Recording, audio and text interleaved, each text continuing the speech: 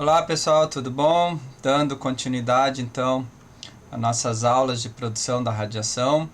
Nós vimos na aula passada sobre a filtração, certo? Como se pode alterar o feixe produzido lá na ampola, lá pelo ânodo.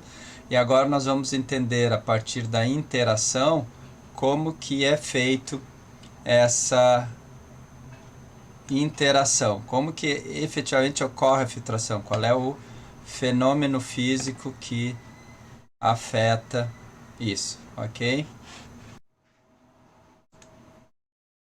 Muito bem.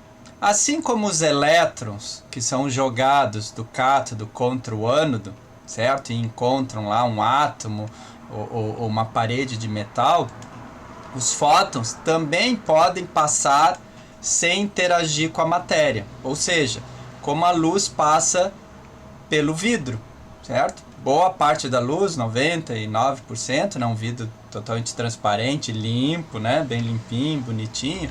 O que, que vai acontecer? Ele vai passar sem interagir, certo? Então vai ficar bem bonitinho lá, passando a luz, a gente consegue enxergar do outro lado. Muito bem, caso então haja uma interação, essa interação pode acontecer com os átomos ou as moléculas, digamos assim, de uma maneira inteira, certo? Com as moléculas, tá? Então isso é importante a gente entender que essa interação pode ser feita de forma atômica ou molecular, tá?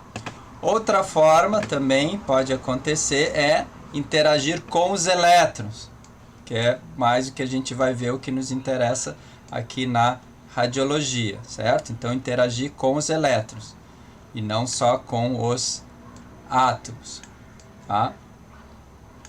Bom, também pode acontecer, em último caso, interagir com o núcleo do átomo, certo? E a gente vai ver quais são essas diferenças. Por que às vezes é o átomo, por que às vezes é o elétron, ou porque às vezes consegue, digamos assim, enxergar o núcleo do átomo, chegar lá dentro, certo? Então isso tudo a gente vai entender como é que funciona, certo?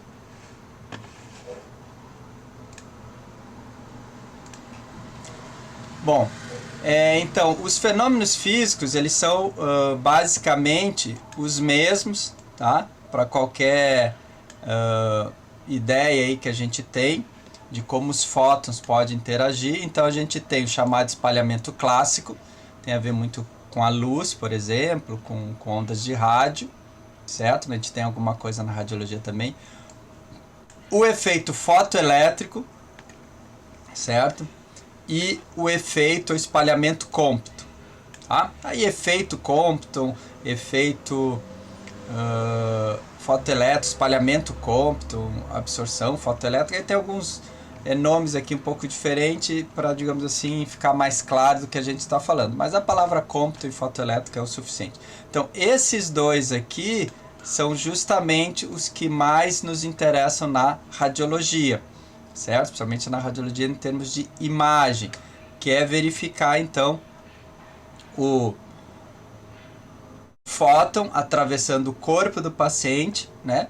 E o fóton interagindo lá no filme ou no detector de radiação, tá? Ainda pode acontecer em alguns casos, mais lá para radioterapia, produção de par, e ainda pode haver até uma fotodesintegração, ou seja, uma desintegração do núcleo. Por isso que a gente diz que o fóton lá pode interagir com o núcleo do átomo, e aí é uma desintegração por causa do fóton, né? Do fóton, da luz, da onda eletromagnética, certo? Então a gente vai ver nessa primeira parte esses três primeiros fenômenos, e aí numa próxima aula a gente continua com os outros, né? Faz uma revisão e continua com os outros fenômenos. O que é o espalhamento clássico? Tá? Como o nome diz, é clássico, é o comum, é o que as pessoas estão, digamos, acostumadas, tá? Então, ele funciona com as ondas eletromagnéticas e com os fótons. Qual é a diferença, em primeiro lugar, de onda eletromagnética e de fóton? Na verdade, não tem diferença nenhuma, é só uma questão assim como os fenômenos físicos que a gente está aprendendo aqui, a gente dá nomes de acordo com a situação ou como está ocorrendo o fenômeno. Tá? A gente usa algumas palavras, então, por exemplo, espalhamento, Compton, porque é a palavra espalhamento, né? Pode ser efeito, Compton também, fenômeno, Compton, né? Depois a gente vai falar em absorção, fotoelétrico, efeito, fotoelétrico. Então a gente dá alguns nomes para localizar e ficar mais fácil entender o contexto. Então, geralmente, onda eletromagnética, a gente usa muito para luz visível, às vezes se fala em onda eletromagnética, mas principalmente para transmissão de rádio. Então o pessoal das telecomunicações, engenharia elétrica usa muito. Por quê? Porque você tem uma corrente elétrica que varia na antena, tanto na antena que transmite como lá no celular que recebe. Então você tem um campo elétrico variando, aí você sabe, junto com o campo elétrico você tem um campo magnético a 90 graus. Então você tem uma variação eletromagnética. E essa variação é transmitida ou é sentida, percebida lá na antena. E aí você tem um campo eletromagnético variável que se transmite de um lado para o outro, né? Quilômetros de distância, etc, etc. E aí você é comum chamar de onda eletromagnética. Então, quando você chama de onda eletromagnética, você está, em geral, falando em ondas de rádio, né? Que a gente diz, né? Antena de celular, TV, AM, FM, coisas do tipo.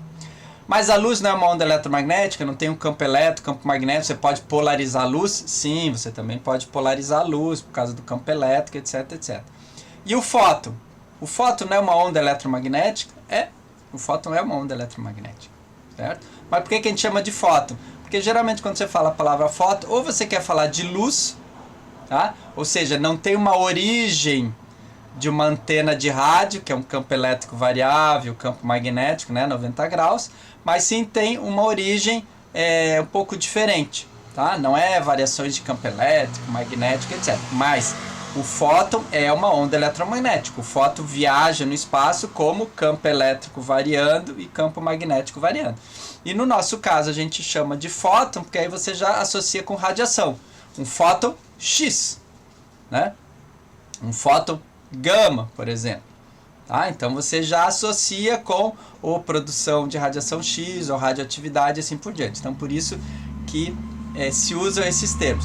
Da mesma maneira como, por exemplo, todos nós somos seres humanos, todos nós somos em alguma medida cidadãos, ou seja, eu sou cidadão, você é, mas quando você fala em cidadão, você pensa assim nos direitos políticos, nos deveres, etc, etc. Se eu digo assim, eu sou um eleitor, eu não deixo de ser um ser humano, deixo de ser cidadão, mas quando eu falo que eu sou um eleitor, significa, eu posso votar, eu tenho a obrigação de votar, eu posso ser votado, eu tenho que ter um título de eleitor. Eu sou um motorista. Eu não deixo de ser cidadão, não deixo de ser eleitor, não deixo de ser um ser humano, etc. Mas eu sou motorista, então eu posso dirigir um carro. E quando eu falar assim, os motoristas da cidade estão com problemas, estão enfrentando garrafamento.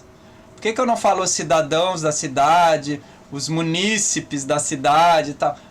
Porque não são todos, é só aqueles que estão dirigindo o carro, mas eles também são cidadãos. Então é muito comum na física, às vezes, você mudar alguns nomes só para se situar e chamar na lembrança algumas situações. Então quando eu falar fóton, você sabe, eu estou falando raio-x, eu estou falando luz, eu estou falando radioatividade, por exemplo. Tá? E geralmente quando se fala em onda eletromagnética, principalmente para o engenheiro, você está falando em antena de rádio, alguma coisa, eventualmente luz também, mas você está pensando na questão específica do campo elétrico e do campo magnético. E o fóton aqui a gente está pensando só na transferência de energia, mas são a mesma coisa.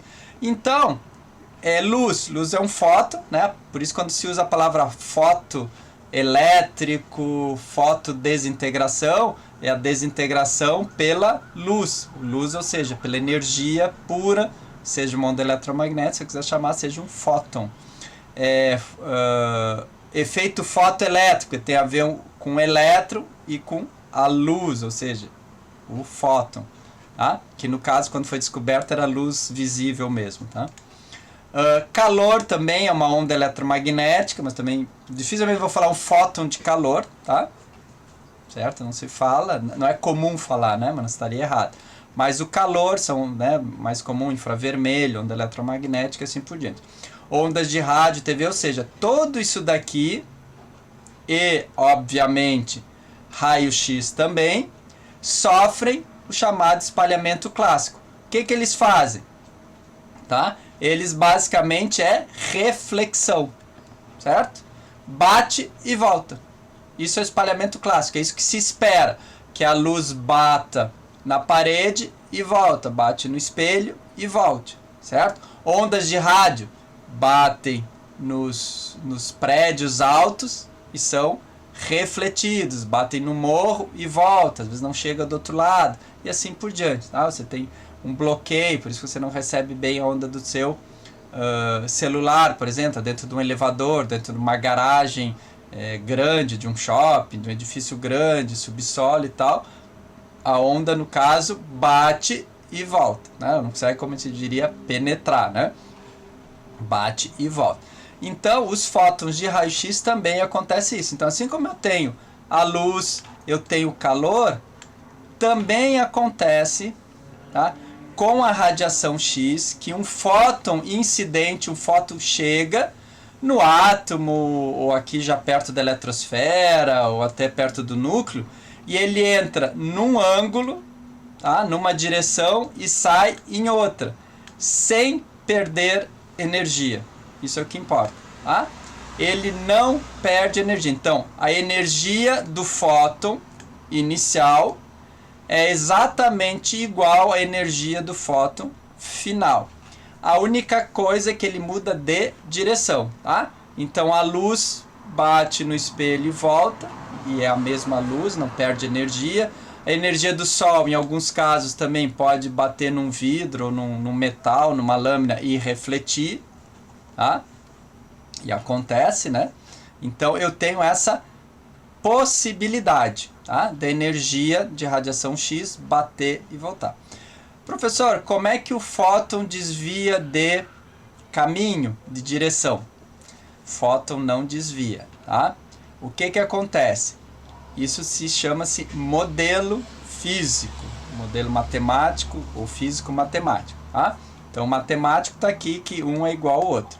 O físico está mostrando o seguinte, que eu sei que eu estou jogando, por exemplo, vamos pensar na luz, eu sei que eu estou jogando luz nesse sentido, tá? Uma lâmpada ou uma lanterna, né, que o pessoal gosta de usar, e eu estou detectando com um detector, um fiozinho detector aqui, essa luz, tá, do outro lado aqui, certo? E a luz não é direta, então ela está batendo e voltando. Muito bem. Então, eu meço a intensidade aqui e meço a intensidade aqui. Então, a intensidade inicial e a intensidade final. E digamos que as duas são o mesmo, tá? Não vamos considerar perdas e coisas. O que acontece? Eu vou lá e faço toda uma teoria, digo que o ângulo, né, ângulo θ, ângulo alfa aqui, etc, etc, etc, etc, ok? Aí todo mundo fica imaginando que, se eu jogar uma bolinha, a bolinha bate, sai do outro lado. Então, se eu jogar um fóton de luz, ou uma onda eletromagnética luminosa, ela bate aqui e sai. Pronto, a mesma onda vem, bate, volta, mudou de direção. Isso é o modelo, é a explicação simples e a explicação que nos convence e nos serve. Porque matematicamente, com os ângulos, eu descubro. A mesma coisa aqui na radiação X com o átomo, ou com o paciente, ou com o filme, com a mesa, o que for. Só que é isso que acontece? Não. Tá? O modelo diz, entra no ângulo, sai no outro. Ponto, é isso que interessa. O que acontece ali, tem-se algumas teorias, mas que não nos interessa saber o que acontece, porque na prática, entra no ângulo, sai no outro, é isso que me interessa. Entendeu? Não, eu não preciso saber exatamente o que acontece. Alguém poderia perguntar, o que acontece, professor? Na realidade é o seguinte, esse elétron, ou esse átomo, essa molécula, eventualmente um núcleo, né, que a gente diz que há vários tipos de interação, ele vai absorver a radiação, certo? Vai vibrar com essa radiação, vai receber essa energia a mais que ele não quer, então vai absorver a radiação, não quer mais essa energia e joga fora. Só que ele vai receber, eu sei que ele está recebendo num sentido, porque eu estou jogando tudo num sentido, mas essa radiação sai no outro. Então, para mim, na prática, entra num ângulo, sai no outro. O que acontece lá, não interessa. Sabe que ele vibra muito, vibra pouco, esse fóton vibra em vários elétrons, depois se separa, depois se junta e é cuspido fora? Não sei, tem algumas teorias aí, mas não vem ao caso. Então é importante a gente entender que o modelo físico nem sempre ele explica exatamente o que acontece. Ele vai te explicar assim, olha, eu medi o que entra, medi o que sai, o ângulo é diferente, pronto. É isso que interessa, vai lá na matemática, explica ângulos, diferenças e ponto final. Tá? Então por isso que há vários modelos físicos. Inclusive essa coisa que a gente explica aqui para vocês, elétron, prótons e núcleos, vocês já sabem que já foi para o espaço há muito tempo, né? Existe toda uma outra teoria de como funcionam essas partículas, não são partículas únicas, cada elétron tem 2 quarks, não sei o que, e por aí vai, tá? 3 quarks, não sei mais o que. Mas assim, se eu explicar elétron, próton e núcleo, funciona, resolve, dá para explicar os efeitos, dá, então esse modelo para mim tá ótimo. Certo? Eu não preciso de um modelo mais complicado que não vai me servir para nada, certo? Então, o espalhamento clássico é algo bem simples que acontece, tá? Pode ser chamado de coerente, porque não há perda de energia, o que entra de energia sai, etc. Pode ser elástico, daí vem da mecânica, né? Então, às vezes eles usam, antigamente, né, modelos mecânicos para explicar a questão da eletricidade, porque era o universo que eles tinham, assim, o universo da mecânica, então para eles era mais fácil entender mecanicamente as coisas, era mais palpável, já que era uma coisa que eles não viam. Então a parte elástico, inelástico, né, porque você não perde energia, perde, etc, etc. Então aqui, clássico, coerente, elástico, a mesma coisa. Bom, esse espalhamento clássico ele foi estudado de duas formas, sem querer, né, sem querer, foram verificando e tal, cada um achou uma teoria. No caso, o Rayleigh, ele explica que o fóton interage com o átomo como um todo, como a molécula. Então é baixíssima energia. Por quê? O fóton ou o elétron, os dois têm um chamado comportamento duplo ou dual, partícula-onda. Então o fóton, no caso aqui, ele vibra. Então, de acordo com como ele vibra com a frequência, energia e frequência são a mesma coisa, digamos assim, né? Tem só uma constante que faz a multiplicação, como transformar polegada em centímetro, alguma coisa assim, joule em eletronvolts. Ele vibra, então, como ele tem uma baixa energia, a frequência de vibração é baixa. Então, ele consegue vibrar com o átomo inteiro. O átomo inteiro vibra e o fóton que chega vibra na mesma frequência, entra em ressonância. Tá? Então, isso é a explicação de por que o céu azul, uma das explicações, né? Porque a luz branca, a luz lá do sol, etc., que vem, ele se espalha com mais intensidade, de uma maneira mais eficiente, de forma que ele emite a luz azul. 4 vezes mais do que a luz vermelha, etc, etc. Então, por isso que o céu, uma das explicações que o céu é azul. Então, é o espalhamento Rayleigh. Já Thomson estava fazendo uma outra pesquisa e descobriu o quê? Que a luz interagia com o elétron. Então, essa energia é mais alta, ele vibra mais, e aí ele consegue ver o elétron pequenininho que também está vibrando na mesma energia, na mesma frequência. Então, quando os dois estão na mesma frequência, um consegue transferir energia para o outro. No caso, o fóton consegue transferir energia para o elétron, ou para o átomo, ou para uma molécula, tá? E com isso o fóton desaparece, ele é absorvido. Só que esse elétron não quer vibrar com toda aquela energia, daí ele manda embora. O átomo não quer vibrar com toda a energia e manda o fóton embora. A mesma energia que recebe, ele manda embora. Tá? Então o espalhamento clássico é dividido em Rayleigh e Thomson. Rayleigh, quando é átomo, molécula, é baixa energia, ou baixíssima energia para o raio-x, né? Mas para a luz seria até uma energia relativamente alta. E o Thomson já é com energia um pouquinho mais alta, porque daí a vibração do fóton, a energia do fóton, equivale à vibração, à energia do elétron. Certo? Bom, e aí, professor, isso serve para nós, não serve? O que acontece? Bom, então é um espalhamento, é reflexão, o que entra sai igual, basicamente é isso. No músculo, o espalhamento Rayleigh, por exemplo, isso aí foi ventilado por um autor de um livro lá, deve ter pesquisado. Então, menos de 5% das interações acima de 70 kV geram Rayleigh, certo? São espalhadas, por exemplo, pelo músculo, pelo corpo do paciente e vai para cima. Então, bate no paciente e volta, ou vai para o lado, etc. Tá? E no caso aqui, interações a 30 keV são em torno de 10%. Então eu jogo 100 fótons, 10 fótons vão bater e voltar, certo?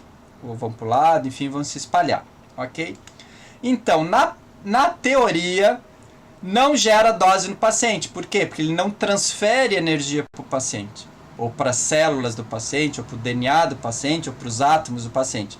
Porque o paciente, ou a célula, ou o átomo vai receber a energia e vai devolver. Então, não tem dose no paciente, não tem dano físico no paciente.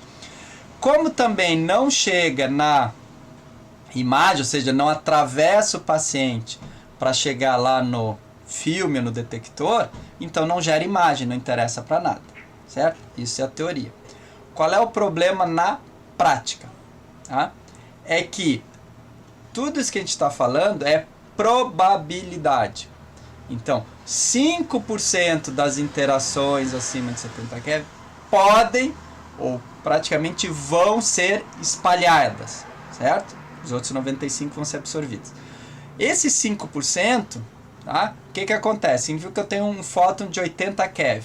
Então, esse fóton de 80 keV, ele bate no paciente, 5% dos fótons, bate no paciente e sobe. Só que quando ele sobe, quando ele espalha, ele pode bater lá no teto, espalhar de novo, perfeito, volta, então bate 80 no paciente, espalha, não perdeu energia, sobe 80 para o teto, bate, não perde energia, espalha, volta, sei lá, para o paciente ou para o filme. Tá? E aí o que acontece? Agora esse de 80, por algum motivo, não vai espalhar, vai interagir. Certo? Vai interagir com o paciente, por os outros fenômenos que nós vamos ver, fotoelétrico, ou vai interagir com o filme. E aí vai marcar o filme lá em qualquer lugar que não o local correto que deveria marcar a imagem, tá? Certo? Então, se eu pensar um fóton, bateu, foi embora, sem problema, não devo me preocupar. Não. O espalhamento vai ser espalhado, mas ele tem que em algum momento perder energia. Não vai ficar o resto da vida batendo, tá? Bate no teto, bate na parede, bate na mesa, bate no teto, bate na parede. Não fica lá. Algum momento ele vai ser absorvido.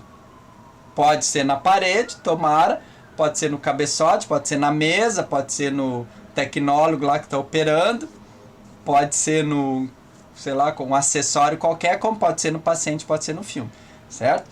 Então, em algum momento, essa energia vai ser absorvida, certo? Por isso que um dos motivos de você fazer a filtração, lá que a gente viu na aula anterior, é justamente cortar esses fótons de baixa energia, né? Professor, mas só 10%. Ok, 10%, mas a gente corta os fótons abaixo aí de 20, 30 keV, para justamente evitar que esses fótons, que num primeiro momento não geram dose, não tem problema nenhum, mas essa coisa de não forma imagem não é bem verdade, tá? Então eles podem gerar um pouco de dose e podem gerar uma imagem borrada. Então esse é um dos motivos que se corta aquela radiação de baixa energia, porque a gente quer radiação que seja realmente útil e não que fique incomodando, tá? Então, por um dos motivos, tá? São dois.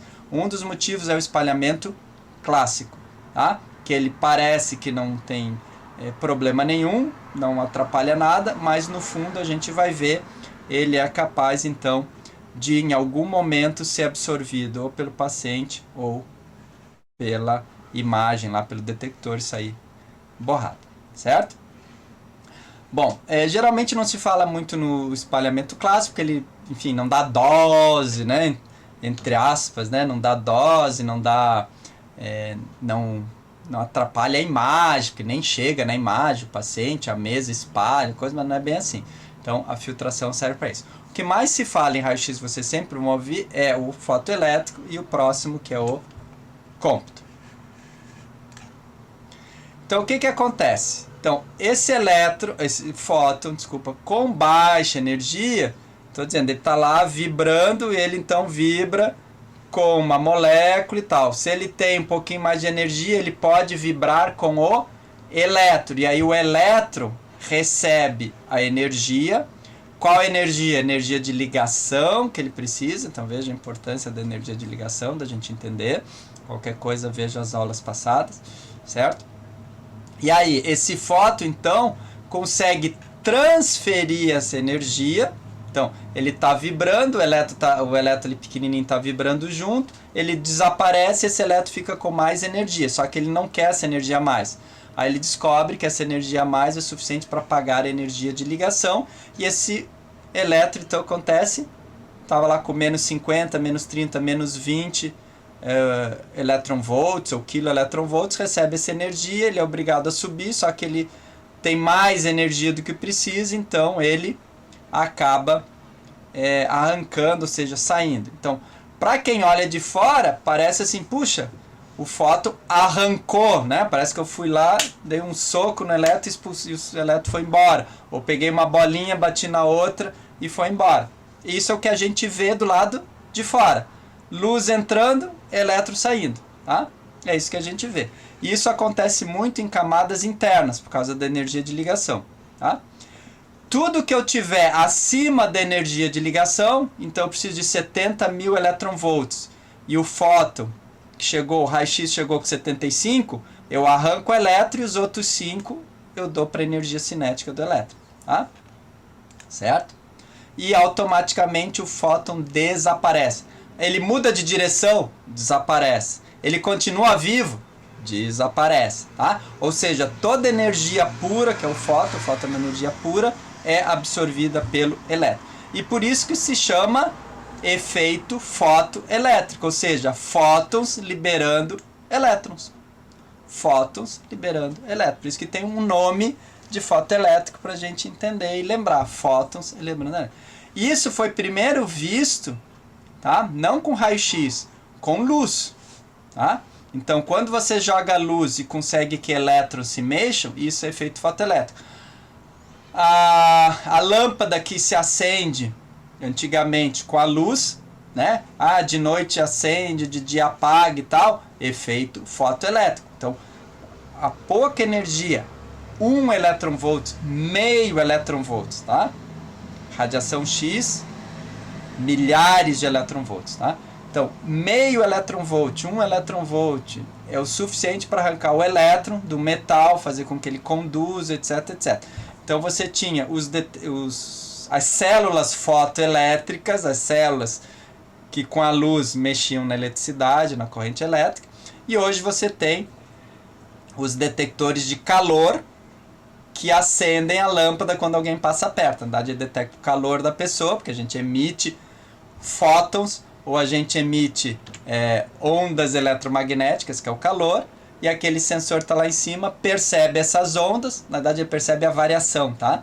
Ele faz a média, está chegando tanto, passa um corpo quente, aí ele, opa, ou acho que frio também, daí, eu não sei bem, ou sal quente, aí ele detecta que houve uma variação de quantidade de calor que ele está medindo, digamos assim, e aí ele acende a luz, por exemplo, ou dá um sinal, né, que tem alguém passando, tá? Então é assim que funciona. Então, o efeito fotoelétrico ele foi descoberto lá, Thomson também, quando falou da questão dos fótons que se desviavam, etc. Ele estava, na verdade, estudando o efeito fotoelétrico, né, para mostrar que os elétrons são uma unidade, uma partícula dentro do átomo, enfim, tá? Daí descobriram o efeito fotoelétrico, ok? Tá? Muito bem, então eu tenho o átomo, certo? O fóton consegue atingir, vibrar na mesma frequência de um elétron que está aqui, certo? Numa camada, pode ser K, L, M, enfim, o que for. E aí ele transfere toda a sua energia E aí esse elétron, como tem uma energia maior, ele é obrigado a subir de nível, né? Ele está devendo aqui, se fosse uma camada L de um tungstênio, né, que a gente já viu ali na produção da radiação característica, o L aqui é na ordem de 11, 12 keV. Então, se o fóton tiver 15 keV, ele dá o L, dá energia para o elétron da camada L, o L paga a sua dívida.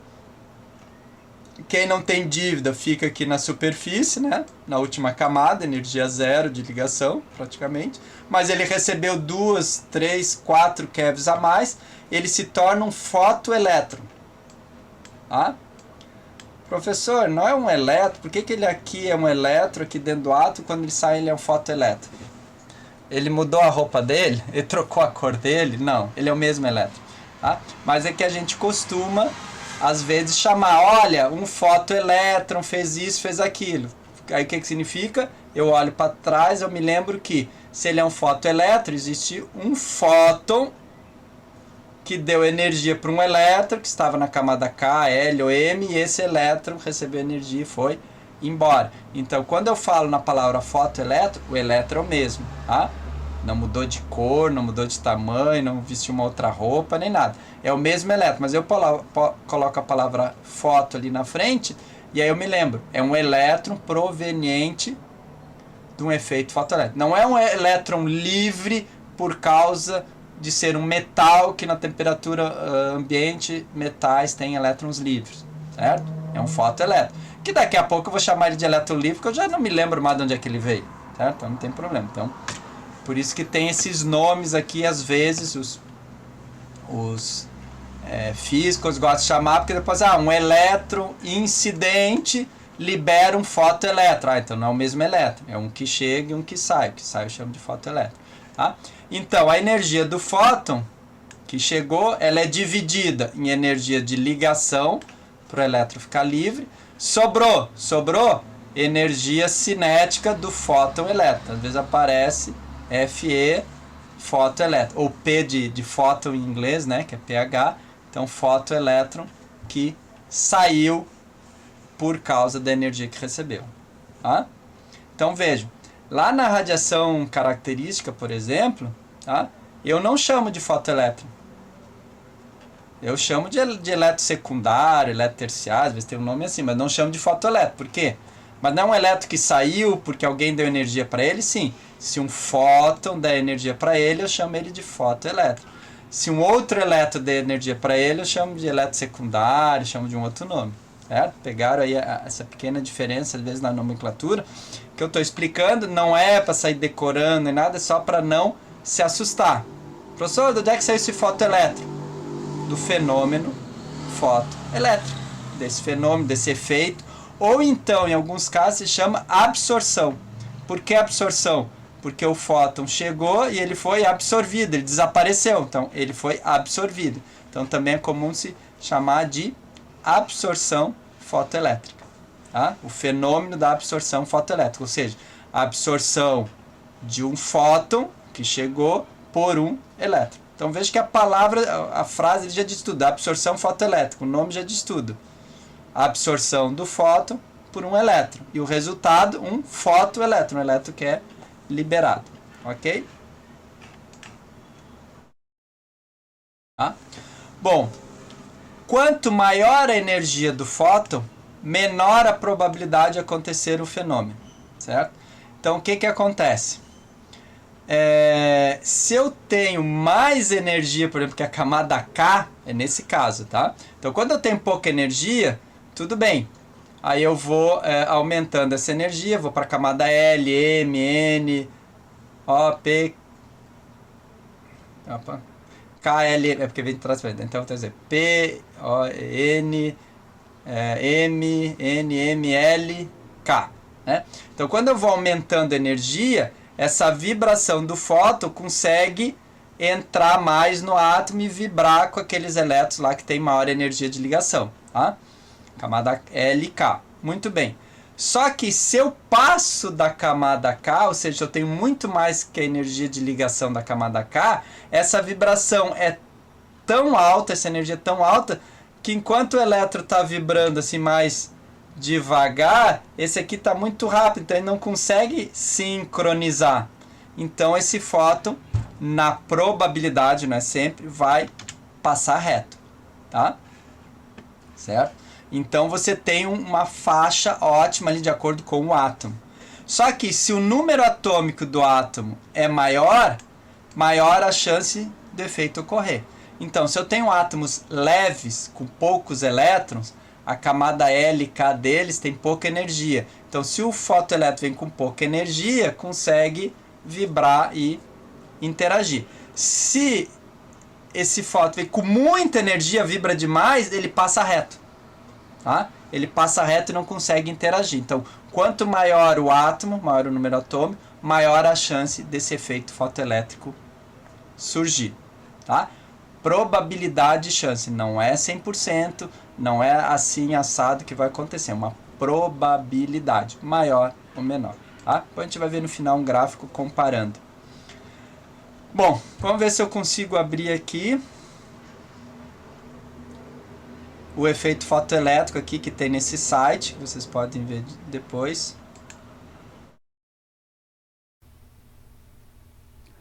Muito bem, então aqui é um aplicativo, né, de um site, enfim, uma empresa chamada Wolfram. Tem várias coisas nessa área educativa, né, inclusive questões, enfim, de resolução matemática, física, enfim, biologia, várias questões vocês podem olhar tanto no Wolfram, esse aqui Demonstration, que é a animação, como no Wolfram Alpha, por exemplo, resolve contas matemáticas para você. Então aqui a gente tem o efeito fotoelétrico pensado principalmente na questão da luz. Tá? Então aqui eu tenho uma lanterna emitindo luz de várias cores, certo? Aqui seria ultravioleta, até quase que radiação X. Aí depois o roxo, verde, azul, amarelo, vermelho e assim por diante. Até o infravermelho que já está aqui na faixa de 700 nanômetros. Muito bem, o que eu posso notar é que em algum momento aqui o meu comprimento de onda é tão grande, isso significa que eu tenho uma energia mais baixa, perto do amarelo aqui, que simplesmente para de funcionar o efeito fotoelétrico, ou seja, eu preciso de uma energia mínima para liberar os elétrons, tá? Da ordem aí de 580, um pouco menos, tá? 550, 560, 550, 560, certo? Muito bem. Aqui eu tenho a intensidade da luz, que é feito por esse medidor aqui embaixo, aqui, esse risco vermelho. Então, se eu aumento a intensidade de luz, mais fótons liberam mais elétrons, simplesmente assim. Se eu diminuo a intensidade, diminui lá o medidor. Então, se a luz está mais forte, libera mais ou mais fraco, senão muda o número, certo? Vamos deixar aqui em 50. Já no comprimento de onda, a mesma coisa. Se eu aumento aqui o comprimento, não produzo fótons, porque a energia é baixa. E se eu diminuo o comprimento de onda aumentando a energia, você pode ver aqui que esse ponteiro não muda. Tá? Para cima e para baixo é a mesma quantidade. Ou seja, basta eu ter a energia suficiente para liberar o elétron, energia de ligação. Se eu der mais, se eu tiver mais energia, transforma isso em energia cinética. Então não há mais ou menos liberação de elétrons. Ou se libera, ou então não se libera, tá? Então veja, o césio aqui, com essa energia, ou esse comprimento de onda, libera elétrons. Se eu for para o cobre, não. Ferro, não. Potássio, manganês, sódio, zinco. Então, nessa baixa energia, apenas o césio. Tá? Se eu for para o cálcio, eu tenho que aumentar um pouco aqui a energia. Aí nessa frequência, o comprimento de onda, eu consigo. O césio que já estava. Ouro ainda não, alumínio também não, prata, ferro. Ó, potássio já libera, tá? Aumento mais energia, vou aqui para a luz visível roxa.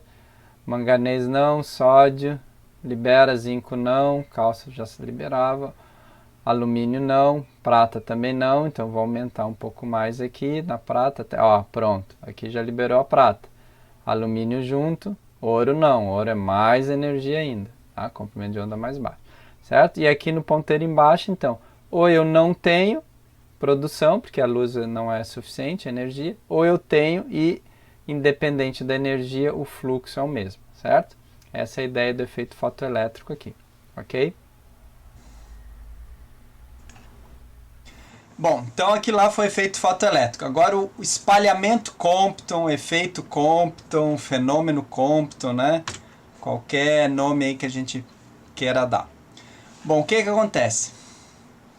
Em alguns casos, quando o fóton tem muito mais energia do que a energia de ligação dos elétrons, ou seja, principalmente aqueles elétrons da camada de valência, aquelas primeiras camadas mais externas, O, P, Q, etc. O que acontece? O fóton transfere energia, tá, para esse elétron, tá? E aí arranca, entre aspas, né? Na verdade ele não arranca o elétron que vai embora sozinho, mas ele continua seu caminho, ele consegue transferir só um pouco de energia, tá? Então no fotoelétrico você transfere tudo, o fóton desaparece, e aqui há uma transferência parcial, tá? Bom, o que acontece se essa energia é tão maior que a energia de ligação do elétron? Acontece que o fóton só transfere um pouco e o elétron absorve esse pouco e o fóton fica com o resto. Pode haver uma transferência de energia cinética também. Eu posso transferir um pouco mais para o elétron do que a energia de ligação? Posso. No caso de raio-x, esse fóton vai continuar sempre com mais de 2/3 da energia inicial. Ou seja, o máximo que esse fóton transfere para o elétron é 1/3 do que ele tem, tá? No máximo. Para raio-x, ele pode transferir 50%, 60%, pode, mas aí são energias já lá para medicina nuclear, eventualmente radioterapia. Mas para raio-x é no máximo 1/3, a gente já vai ver isso nos gráficos, ok? Então vejam, pode acontecer de o elétron absorver parte da energia e o fóton ainda sobreviver. Isso significa, professor, que o fóton se dividiu em dois? Na prática, o que a gente vê é isso, é um fóton chegando com uma determinada energia, e aí você tem um detector que mede um fóton saindo e um elétron também saindo. Então entra um, sai dois. Um fóton, outro elétron, o fóton é de menor energia. Então dá a impressão que o fóton se dividiu em dois e deu uma parte para o elétron, outra parte ele continuou, certo? Esse é o modelo simplificado, tá? Que nos serve, que explica as coisas, a dose no paciente, como é que o filme recebe essa imagem, essa informação, etc, etc. É o suficiente. Mas, professor, o senhor não falou que o fóton não pode dividir, que o fóton vibra e vibra na energia do elétron, os dois interagem, o elétron absorve tudo, como é que agora só absorve um pouco? Bom, tem milhares de explicações, tá certo? Mas o que vale? Vale o seguinte, sim, o que acontece é o elétron absorve todo o fóton por algum motivo, aí tem todas umas explicações aí sim bem complexas.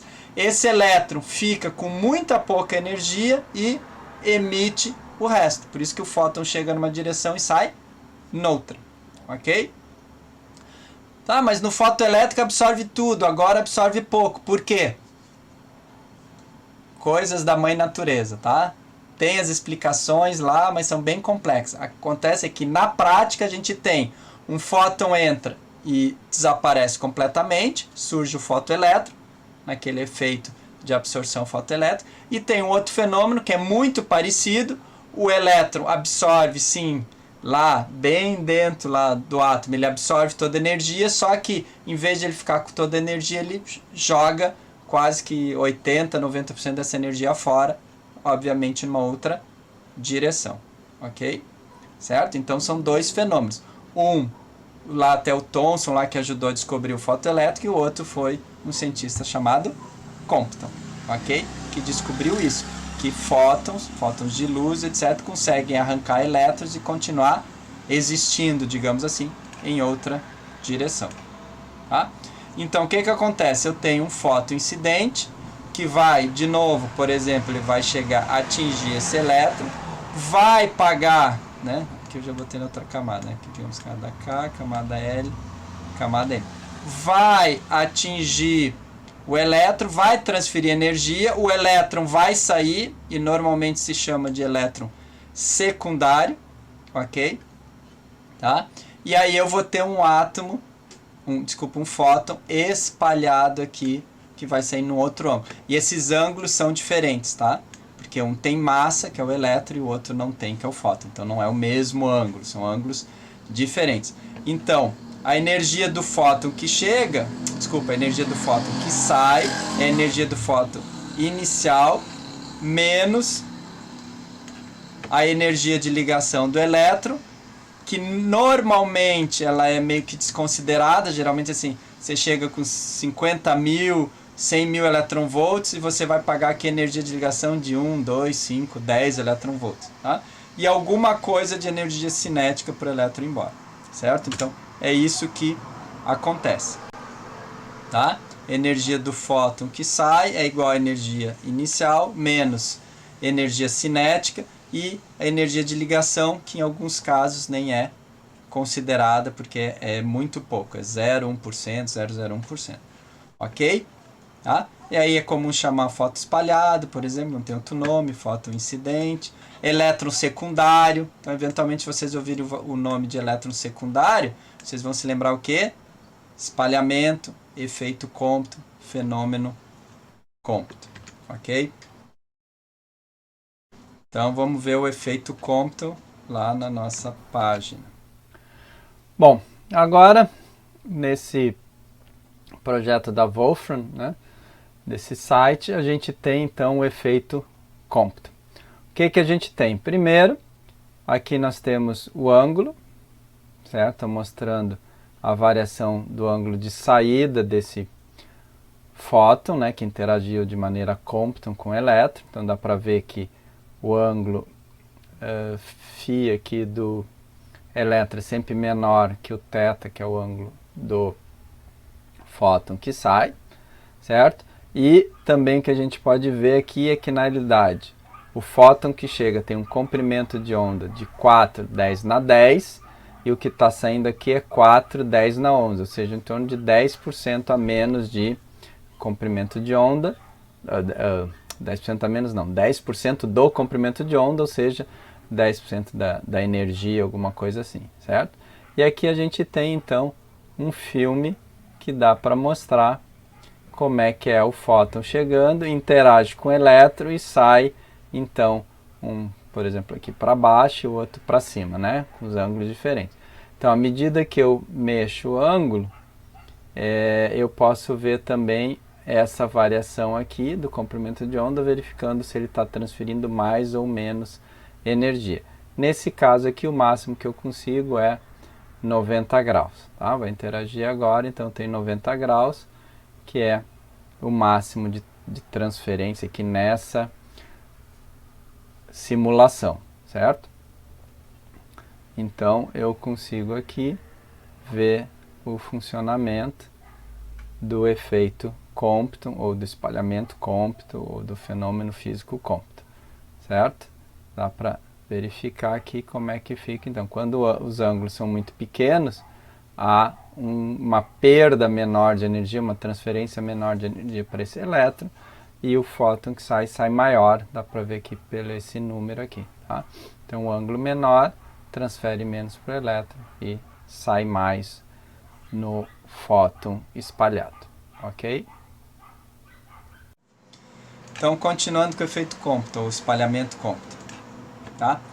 Então, aqui só para mostrar, se eu tiver um fóton de 20 keV, né, que é azul, chegando com 20, se ele saiu espalhado a 0 graus, significa que ele não espalhou, significa que ele foi reto. Chegou reto, saiu reto, então não interagiu com o elétron, certo? Se ele bater, aqui é 90, né? Coisa feia. Se aqui é mais ou menos 90 graus. Então, se ele bater e sair a 90, significa que ele vai transferir aí talvez 1.000 eletronvolts, 1 keV para o elétron ir embora, tá? E ele fica ainda 90 graus saindo com 19. Se ele voltar 180 graus, ou seja, ele vai e volta, né?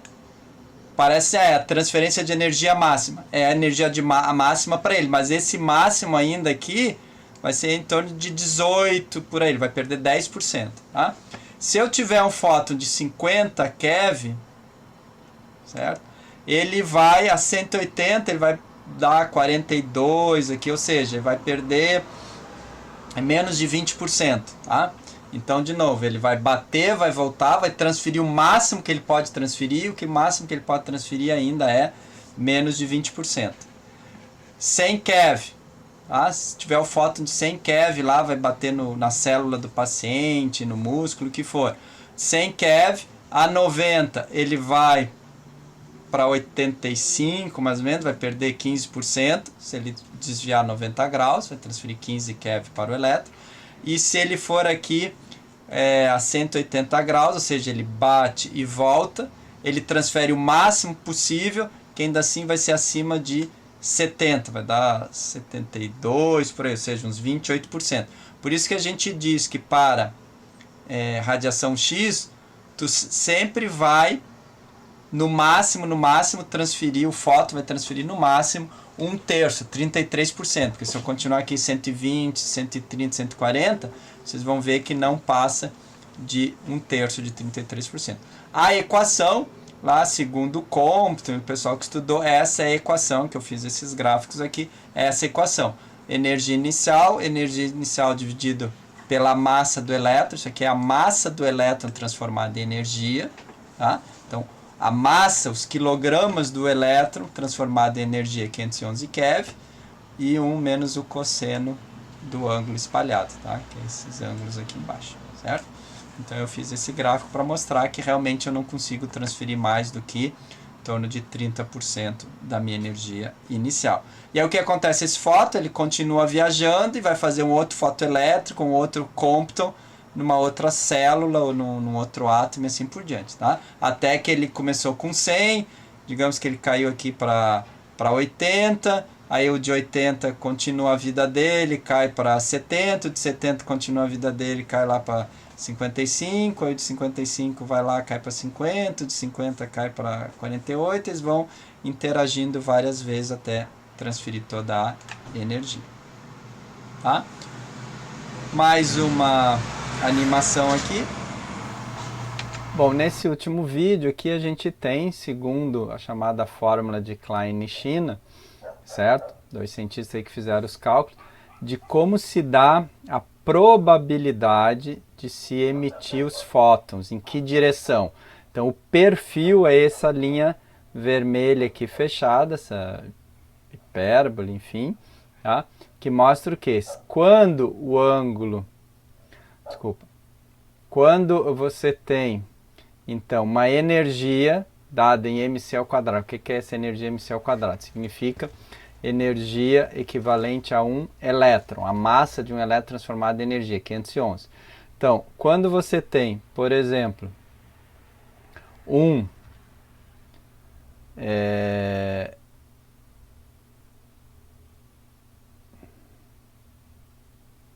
fóton de 511 keV, certo? Ele vai naturalmente incidir nesse elétron e vai espalhar a maioria dele para frente, né? A grande maioria exatamente aqui, tá?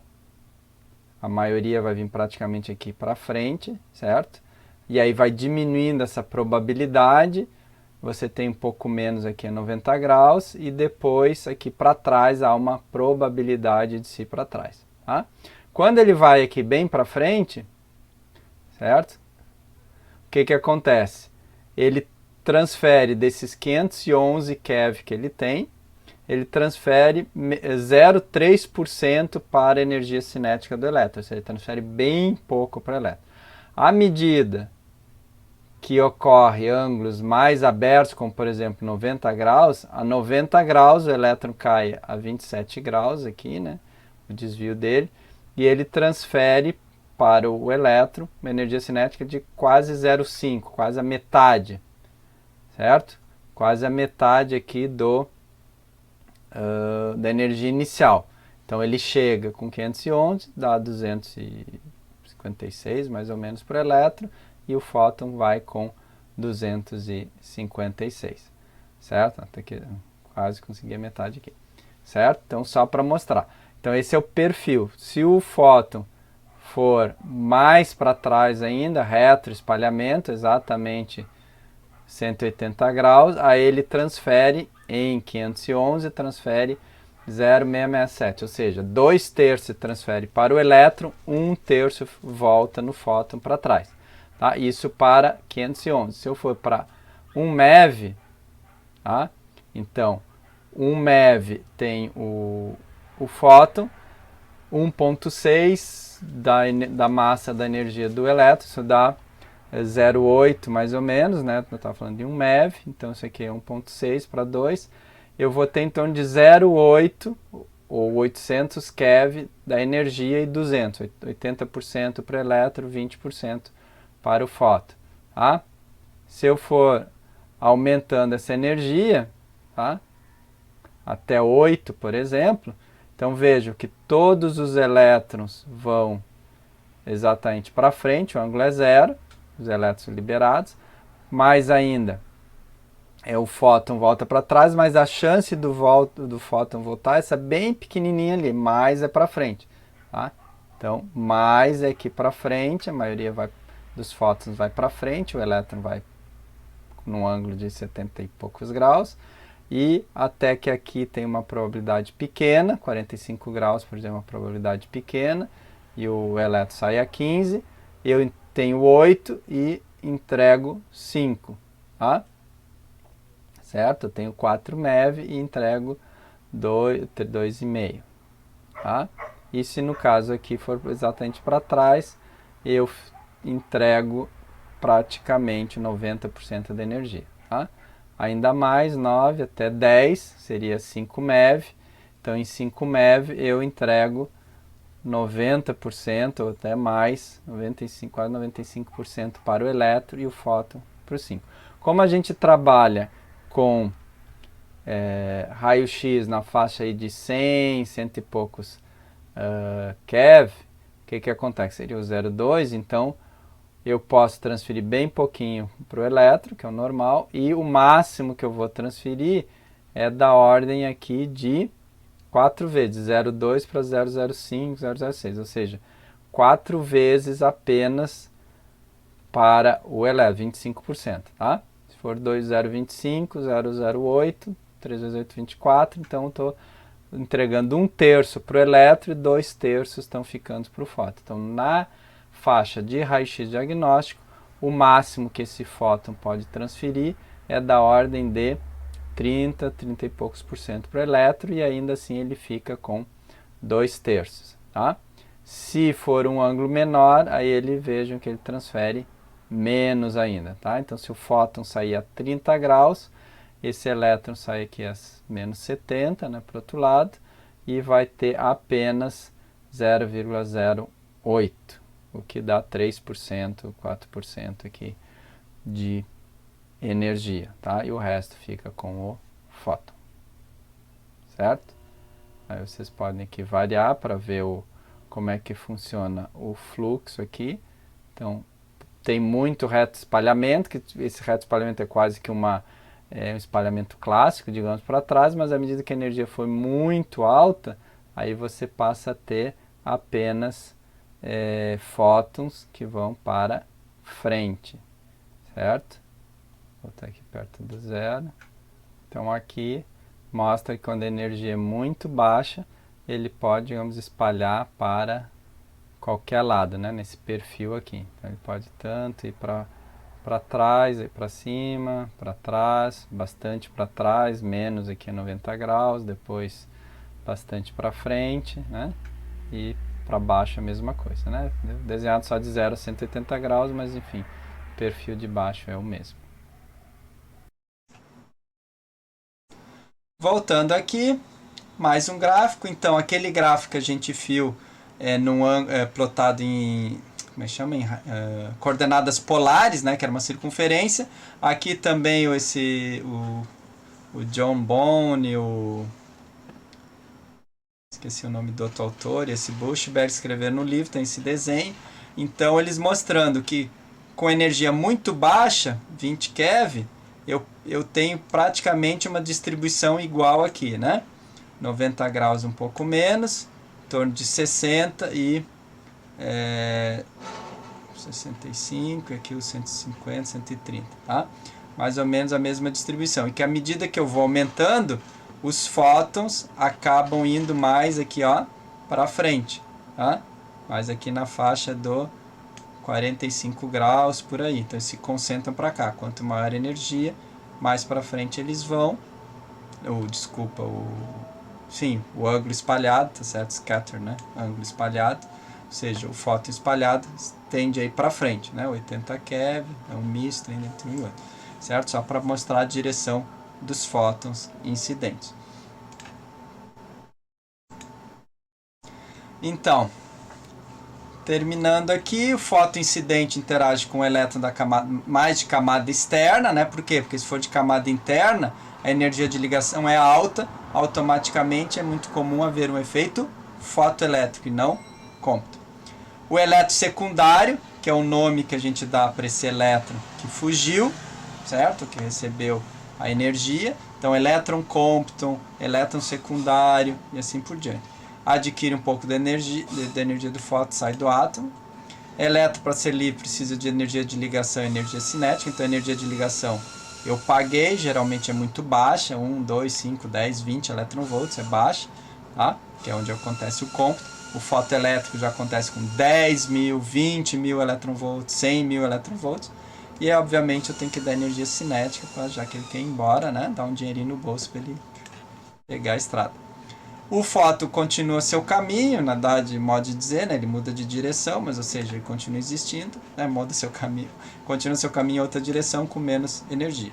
Então, energia do fóton que sai, tá? Isso aqui é o que sai, o fóton que sai, é a energia de ligação inicial que eu tinha no fóton, e eu menos a energia de ligação desse elétron secundário e a energia cinética. Lembrando que essa energia de ligação muitas vezes até é desconsiderada, tá? Porque eu estou trabalhando às vezes com 100 mil volts, 100 mil kiloeletronvolts do fóton, e essa energia de ligação é 1 eletronvolt, tá? É lá praticamente o elétron livre, lá da última camada do átomo, então eu quase nem preciso dar energia de ligação para ele, tá? É mínimo. Então isso aí, 1 para 100 mil, 0,001%, não conta.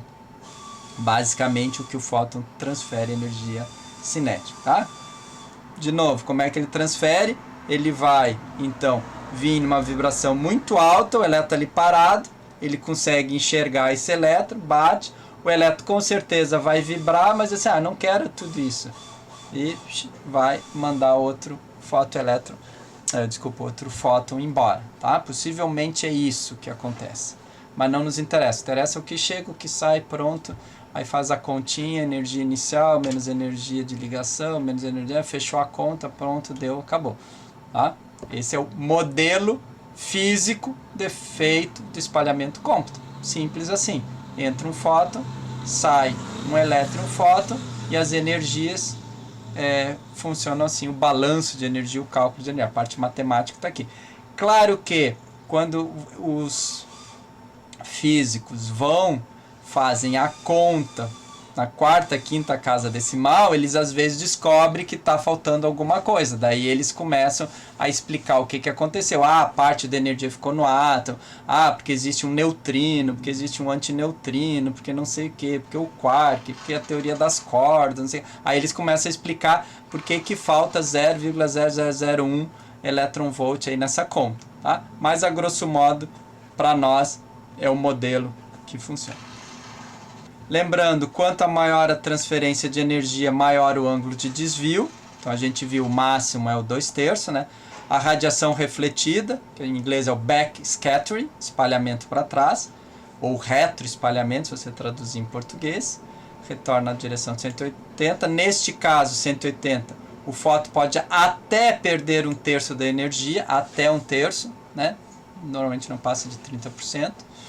Que isso você vai ter na tomografia, que usa 130, 140, 150 keV, tá? Faz a dose no paciente, claro, eu transfiro energia para o elétron sai do átomo, o átomo vira, sei lá, radical livre, por aí afora, e ele forma a imagem. Por que ele forma a imagem? Porque o fóton vem, tá? Assim como o fotoelétrico, vem, interage com as células do paciente e não chega no filme. Então faz o branco no filme.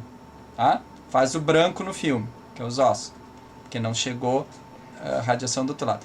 Já quando alguns fótons não fazem o cômputo no fotoelétrico, eles passam reto e fazem a imagem, tá? Então, quando tem cômputo e fotoelétrico, foi absorvida essa energia. Quando não tem, não foi absorvida, atinge o filme. E essa diferença entre ter e não ter é que dá a sombra, né? Que a gente chama a sombra na imagem, ou seja, parte iluminada, parte não iluminada. No caso do filme é o contrário, né? O branco é o, entre aspas, o iluminado, é onde houve absorção, tá? Bom, outra coisa, por que que todo o exame radiográfico dá dose no paciente, certo? Por que que dá essa dose no paciente? Por que que causa o efeito biológico, que depois virar uma patologia, uma doença? Porque tem que absorver.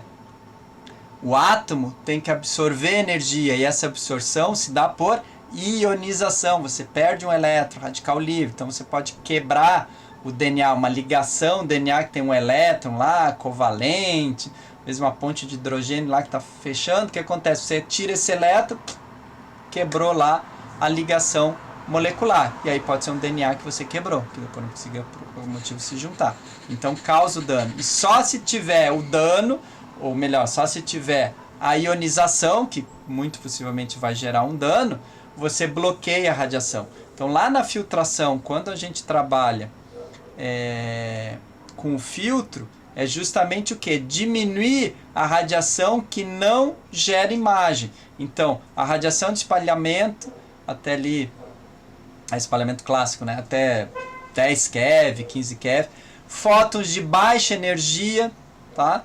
Porque vão ser quase todos absorvidos por espalhamento Compton, espalhamento ou absorção fotoelétrica, vão ser muito absorvidos pelo paciente e pouco vai chegar no filme. Ou seja, você vai ter uma imagem só do contorno do paciente, não da parte interna do paciente, porque o paciente bloqueou tudo. Então também não é interessante. Por isso que você filtra. E o que que faz o filtro? O filtro, que é aquela lâmina metálica que a gente colocou lá em cima, junto ao cabeçote, né? Ou eventualmente a gente até pode botar junto do paciente. O que que ele vai fazer? Ele vai interagir. Como é que aqueles átomos de metal vão interagir? Por efeito Compton e efeito fotoelétrico. Ah, mas vão gerar radiação espalhada. Eles vão espalhar, porque o fóton vai bater aqui e, no caso do Compton, vai jogar a radiação espalhada para qualquer lado.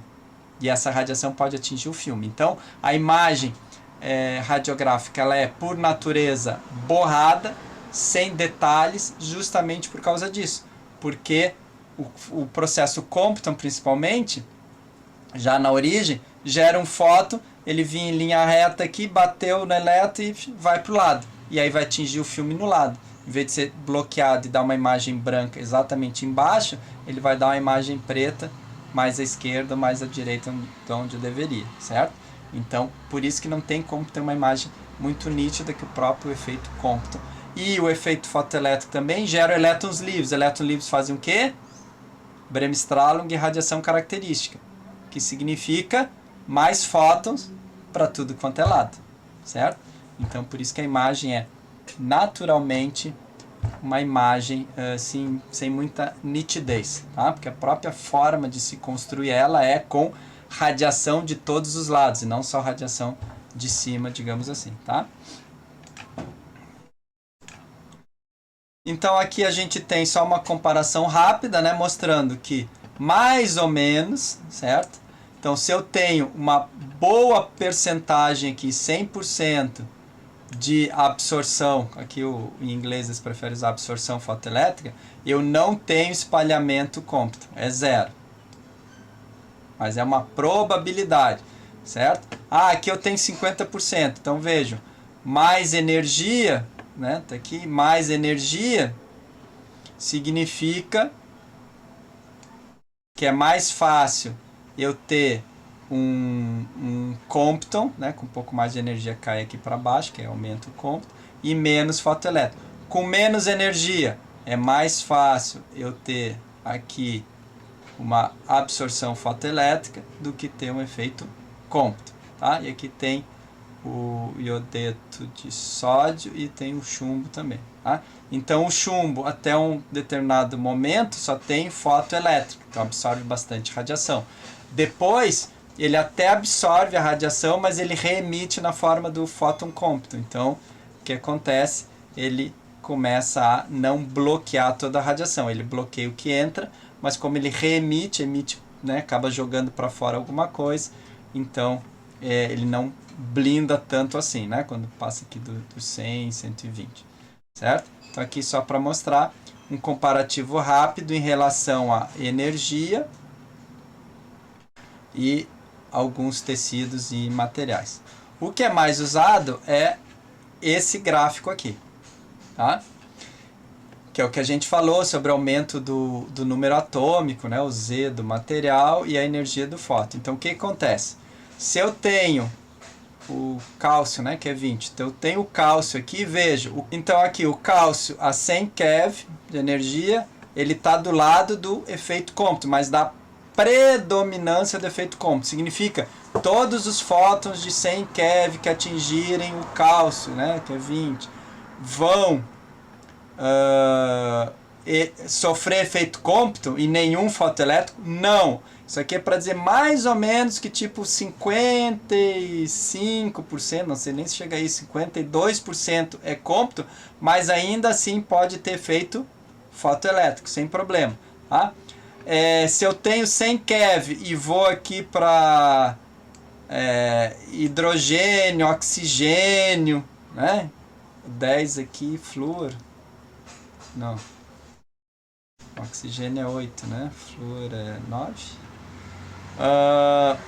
Bom, então aqui oxigênio, carbono, significa se eu tenho 100 keV, sempre que eu jogar radiação X aqui no paciente, que vai pegar os átomos de oxigênio, carbono, nitrogênio, hidrogênio, hélio, etc, etc, esses de baixa número atômico, sempre eu vou ter efeito cômputo? Não, eu vou ter muito mais efeito Compton do que fotoelétrico, mas eu também posso ter fotoelétrico, certo?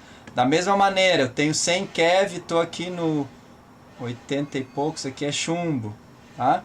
Estou aqui no chumbo, 82 é chumbo, estou aqui no chumbo, jogo 100 keV, só tem efeito fotoelétrico? Não, 95% das vezes efeito fotoelétrico, mas eu posso ter um pouco de efeito cômputo também. Por quê? Porque tudo é probabilidade, tá? Tem essa distribuição, essa linha que eu mostro é como se fosse uma espécie de 50%, metade de chance para cá, metade para lá. Eu me afasto dessa linha, diminui a probabilidade, mas não é que acaba, tá? Certo? E na próxima aula a gente vai ver então produção de pares, etc, né? Dar uma revisada também aqui de novo para ver e concluir essa etapa de interação da radiação com a matéria, que no caso aqui nos interessa principalmente o que? O corpo humano, os tecidos humanos, que são as doses do paciente, e também o filme ou os detectores de radiação, né? Que depois nós temos disciplinas específicas sobre detectores de radiação, como detectar, como medir a radiação, como funciona o filme, como funciona um detector digital, tá? Uma tomografia, como é que capta, a medicina nuclear, como é que capta, tudo isso é em função desses fenômenos aqui que a gente está apresentando aqui, por exemplo, de interação. Ok, pessoal? Então a gente fica por aqui e a gente espera vê-los então até a próxima aula. Até mais!